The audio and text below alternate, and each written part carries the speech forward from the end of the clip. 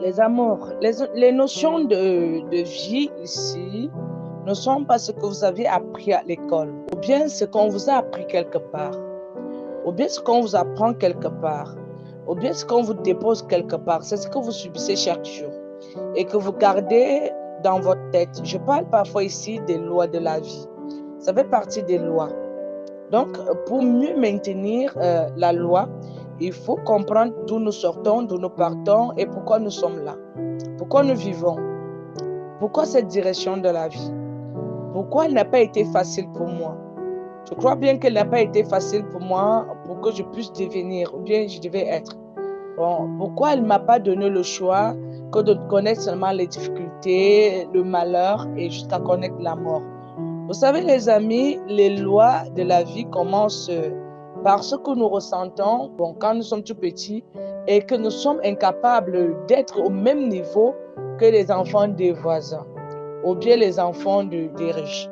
Nous avons toujours été des personnes diminuées par notre façon de nous qualifier, c'est-à-dire on nous qualifie des personnes bizarres ou des personnes pauvres, des enfants des pauvres, les enfants des ceci là, les enfants des planteurs, des enfants de ceci. Donc, les mots qu'on nous qualifie avec nous donnent des notions et nous laissent des lois. Et ces lois, je l'ai dit l'autre jour, nous devons les garder, graver cela dans nos cœurs. Nous ne devons pas les déposer quelque part. Parce que c'est ça qui fait de nous des leaders de demain. C'est ça qui doit faire de nous des personnalités de demain. C'est ça qui doit faire de nous des personnes bien de demain.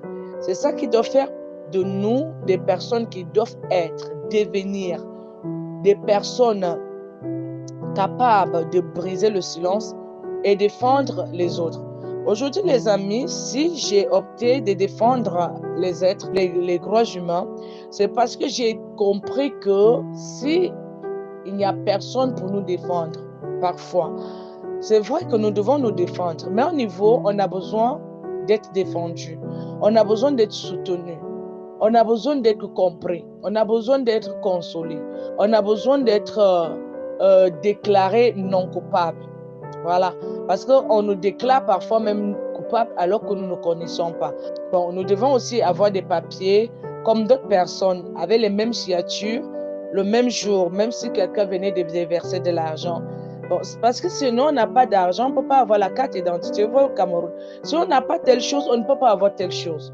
Donc, nous avons le droit de recevoir ces choses-là à la même manière que les autres. Les autres ne nous dépassent en rien.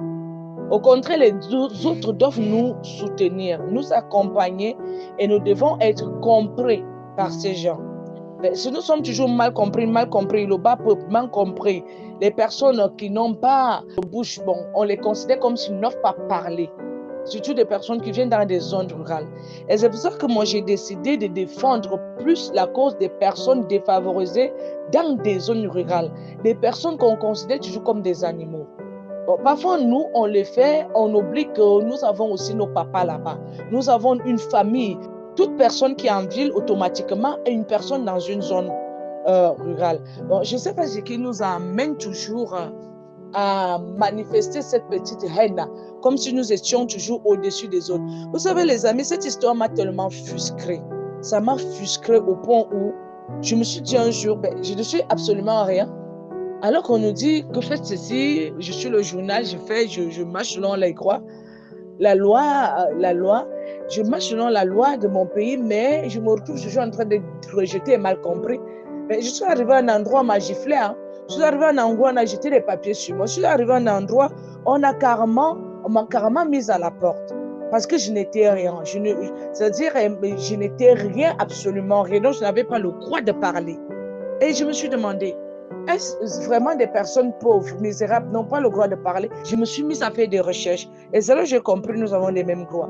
Et pourquoi on diminue d'autres personnes et pour qu'ils ne puissent pas se sentir, toute personne doit se sentir une personne humaine.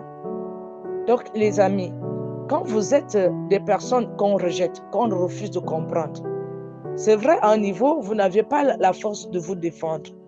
Vous n'avez pas la force de prouver jusqu'à quel niveau vous êtes innocent. Vous n'avez pas la force de vous battre, mais battez-vous ensemble avec le Seigneur. ensemble avec la vraie justice divine. Moi, je me suis battue avec la vraie force divine. J'ai tout fait pour que le Seigneur puisse m'écouter parce que je lui ai dit, toi-même, tu dis que tu es le Dieu des orphelins, le Dieu des pauvres, le Dieu des misérables. Mais quand on m'a fait ces choses, toi, tu es où?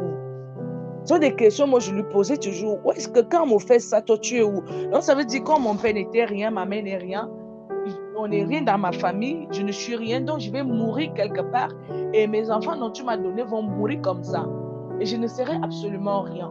Je me suis mise à me battre. Donc, vous pouvez vous battre, mais parfois, essayez un peu de jongler. Parce que les personnes plus fortes là, ils ont une façon de nous jeter la honte sur le tort sur le visage. Et cela nous amène à devenir des personnes mal. Nous avons mal à un point où personne ne peut comprendre. Ça blesse, mais nous n'avons pas de choix que de continuer à vivre. Mais vivre dans cet état, ça devient encore très désolant, très accablé. Vivre dans ce genre d'état, ce n'est pas du tout vraiment facile, les amis. N'hésitez pas de liker, de partager et surtout de laisser un commentaire.